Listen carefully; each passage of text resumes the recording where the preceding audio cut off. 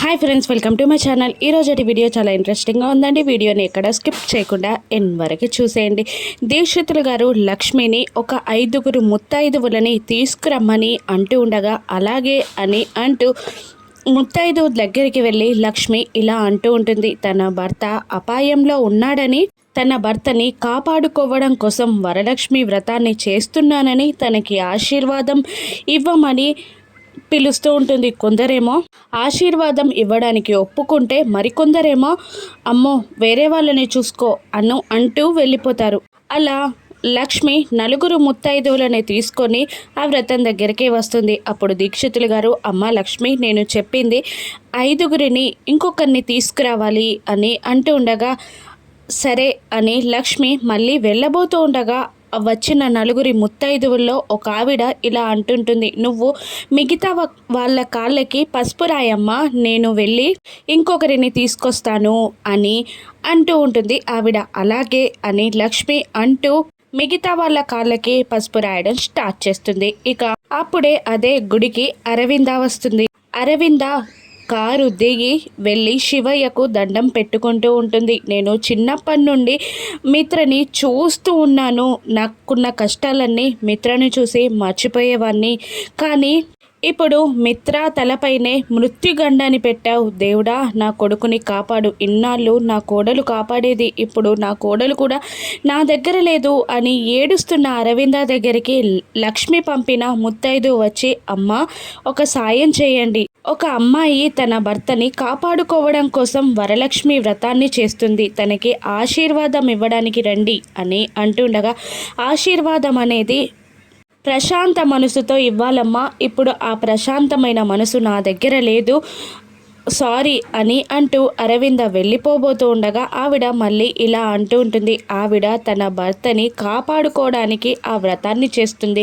మీరు గనక ఆశీర్వాదం ఇస్తే తన భర్త తనకి దక్కుతాడు, పైగా మీ మనసు కూడా ప్రశాంతత చేకూరుతుంది రామ్మ అని అంటుండగా సరే పదండి అంటూ అరవింద వెళ్ళి ఆ ముత్తైదుల పక్కకి నిలబడగానే అరవిందని చూడకుండానే లక్ష్మి అరవింద కాళ్ళకి, ఆవిడని తీసుకొచ్చిన ఆవిడ కాళ్ళకి పసుపు రాసేస్తుంది. ఇక లేచి వెళ్తూ ఉండగా అరవిందాన్ని చూసి లక్ష్మి షాక్ అవుతూ ఉండగా లక్ష్మిని చూసి అరవింద కూడా షాక్ అయి లక్ష్మి అని అంటూ ఉంటుంది. అరవింద రాకని వచ్చి అక్కడ నిలబడడం, లక్ష్మి పసుపు రాయడం అన్నీ జయదేవ్ నందన్ పక్క నుండి గమనిస్తూనే ఉంటాడు. ఇక లక్ష్మిని అరవింద చూసేసింది కాబట్టి జయదేవ్ నందన్ కూడా వెళ్ళి లక్ష్మి పక్కన నిలబడతాడు. ఇక జయదేవ్ నందన్ని కూడా చూసి అరవింద షాక్ అవుతుంది. లక్ష్మి అని అంటూ, నువ్వు మా లక్ష్మివేనా లేదంటే లక్ష్మిలా ఉన్న సంయుక్తవా అని అనగానే దీక్షితులు గారు, మీ లక్ష్మేనమ్మా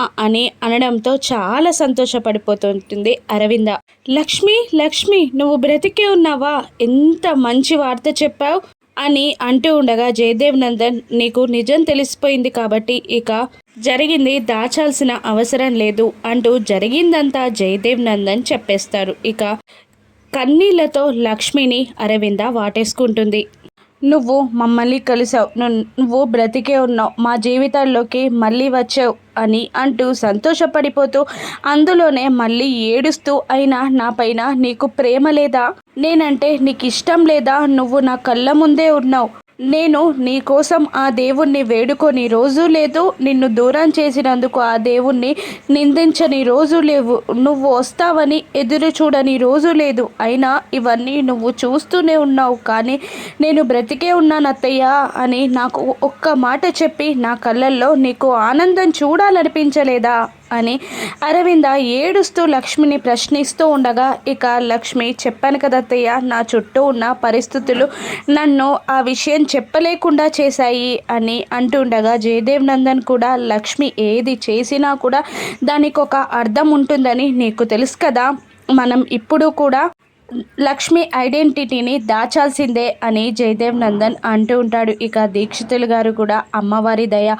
అమ్మవారు మిమ్మల్ని ఇలా కలపడానికే ఇన్ని రోజులు దూరంగా ఉంచినట్టున్నారు అని దీక్షితులు గారు అంటుండగా అరవింద అవును, ఇంత సంతోషాన్ని మాకు చూపెట్టడానికేనేమో ఇన్నాళ్ళు బాధ పెట్టాడు అని అంటూ మళ్ళీ లక్ష్మిని వాటేసుకొని ఈసారి ఇంకొక తప్పు చేయను, నిన్ను మా జీవితాల నుండి దూరం అవనివ్వను, చాలా జాగ్రత్తగా చూసుకుంటాను అని అరవింద అంటూ మళ్ళీ వాటేసుకుంటుంది లక్ష్మిని. లక్ష్మి కూడా ఏడుస్తూ ఉంటుంది. ఇక దీక్షితులు గారు వ్రతాన్ని మొదలు పెడదామా అని అనగానే అలాగే అంటూ లక్ష్మి, జయదేవ్ నందన్, అరవింద అందరూ కలిసి వ్రతాన్ని చేస్తూ ఉంటారు. మరోవైపు లక్ష్మి బ్రతిమిలాడిన వీరన్న కిడ్నాపర్ అందరూ తెలిసిన వాళ్ళందరికీ కాల్ చేసి కిడ్నాప్ చేశారా అని అడుగుతూ ఉంటాడు. ఇక మిత్ర నీ కిడ్నాప్ చేసిన వ్యక్తికి కూడా వీరన్న కాల్ చేస్తాడు. ఇక చెప్పన్నా అని అతను అంటూ ఉండగా ఇక మీరెవరైనా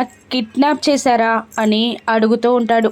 చేశామన్నా అని చెప్తూ ఉంటాడు ఆ వ్యక్తి. ఎలా ఉంటాడు ఆ వ్యక్తి అని అనగానే 6 అడుగులు సినిమా హీరోలాగా ఉంటాడు అని కిడ్నాప్ చేసిన అతను అంటూ ఉండగా అతను మనకు కావలసిన వ్యక్తి, అతన్ని ఎలాగైనా అక్కడి నుండి తప్పించాలి అని వీరన్న అంటూ ఉండగా లేదన్నా వీళ్ళందరూ కొత్త బ్యాచ్, వీళ్ళు అంత ఈజీగా వదిలిపెట్టడం కుదరదు అని ఆ కిడ్నాప్ చేసిన వ్యక్తి చెప్తూ ఉంటాడు. ఇంకా పైగా ఈరోజు సాయంత్రం అతన్ని ఏదో చేయాలని ప్లాన్ చేస్తున్నారు, అసలు ఈ కిడ్నాప్ ఎందుకు చేశారో కూడా నాకు క్లారిటీ లేదు అని ఆ కిడ్నాప్ చేసిన వ్యక్తి అంటూ ఉండగా ఏది చేసేనైనా అతన్ని అక్కడి నుండి తప్పించాలి, అతడు మనకు కావలసిన వ్యక్తి, నీకు ఎన్ని డబ్బులు కావాలన్నా నేను ఇస్తాను అని వీరన్న అంటుండగా నాకేం రిస్క్ రాదు కదా అని అడుగుతుంటాడు అతను. మనం కిడ్నాపులు చేసేదే డబ్బు కోసం కదా, జాగ్రత్తగా అతన్ని తప్పించు, నేను నీకు డబ్బులు ఇప్పిస్తాను అని అంటుండగా అలాగే అన్నా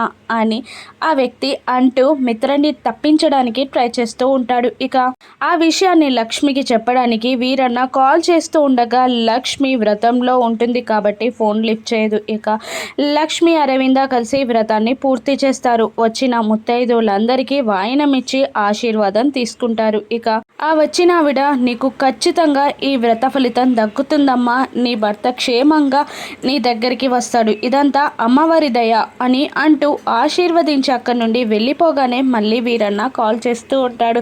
అమ్మ లక్ష్మి, నువ్వు వ్రతంలో ఉన్నంతసేపు నీకు కాల్స్ వస్తూనే ఉన్నాయి, ఒక్కసారి చూడు అనగానే లక్ష్మి ఫోన్ చేసి అన్నా అని ఆప్యాయంగా మాట్లాడుతూ ఉంటుంది. నీ భర్త ఎక్కడున్నాడో తెలిసాడమ్మా అని వీరన్న చెప్పగానే లక్ష్మి సంతోషపడుతూ ఉంటుంది. ఆ కిడ్నాపర్స్ నుంచి లక్ష్మి మిత్రని కాపాడగలదా? వీరన్న చెప్పిన వ్యక్తి లక్ష్మికి హెల్ప్ చేస్తాడా? అసలు మిత్రని కిడ్నాప్ చేసింది ఎవరు? మళ్ళీ ప్రవీణ్ మిట్టల్ ఎంటర్ అవనున్నాడా, లేదంటే మనిషే కిడ్నాప్ చేయించిందా? లక్ష్మి తన ప్రాణాలకి తెగించి మిత్రని కాపాడుకోగలదా? ఏం జరగనుందో రాను ఎపిసోడ్స్లో చూద్దాం. Thank you for watching.